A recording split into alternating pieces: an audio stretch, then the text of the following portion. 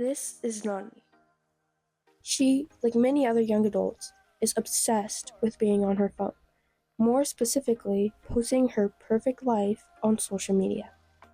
But it's not just her. She's one of estimated 67 million of young adults aged 13 to 29 that are actively on social media. Social media was meant to connect us. But somewhere along the way, it started disconnecting us from real life.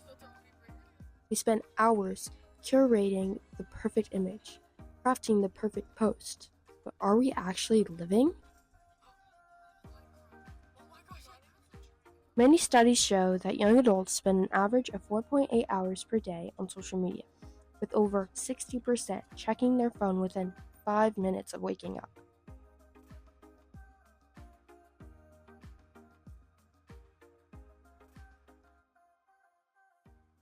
Excessive social media use has also been linked to higher levels of anxiety and depression.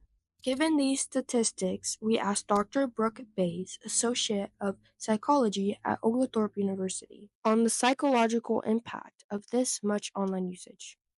There's a lot of attention in the research literature right now, squarely looking at phone use and social media use. Also just screen time in general, it's a different experience in the sense that you're getting quick rewards for the content that you're viewing online, and that's really activating sort of short-term dopamine centers in ways that make phones addictive and make us sort of impatient and unable to wait. Our access to information is so different now from the way that it has been from an evolutionary perspective. I'm not sure our brains were really wired for this amount of information.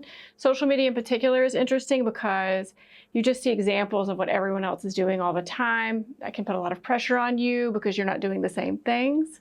We all kind of want to strive to be our best, look our best, right? And so social media provides this unique opportunity to only present the information you want to present. And so, of course, you're only going to present the really positive stuff. There's been some self-report data that suggests that while these are positive things, you're not engaging in some of the behaviors that prior generations did. In general, you're also just not being as social. And even, you even see examples of it when groups of kids are hanging out together socially, they're not necessarily interacting with each other. They're spending a lot of time in that social environment, but still on their phone. I'm not sure that those kids see how detrimental it can be because they didn't know any different, right?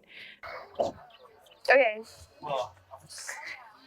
Guys, hi. I was really on my phone this entire time.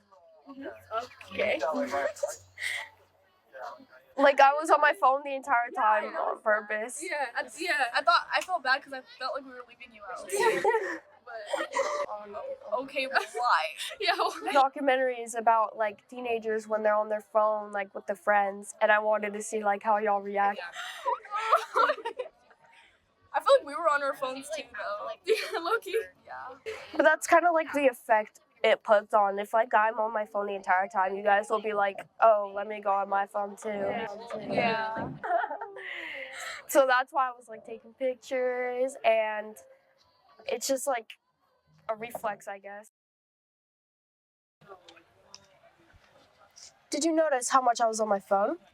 Honestly, like, I did notice, and I felt kind of bad because I thought it was because we were sitting together and you were over there.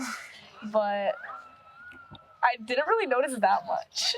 I just assumed like it was how you normally do, and you were just scrolling or something. Do you spend too much time on your phone on a daily basis? Yes. Like, I spend most of my day on my phone, and it's embarrassing. And I just feel really lazy after that. A lot of times when I'm acting really lazy or procrastinating, it's because I just can't get off my phone, and most of my days are on my phone. Me too. Can we check your screen time? Yeah.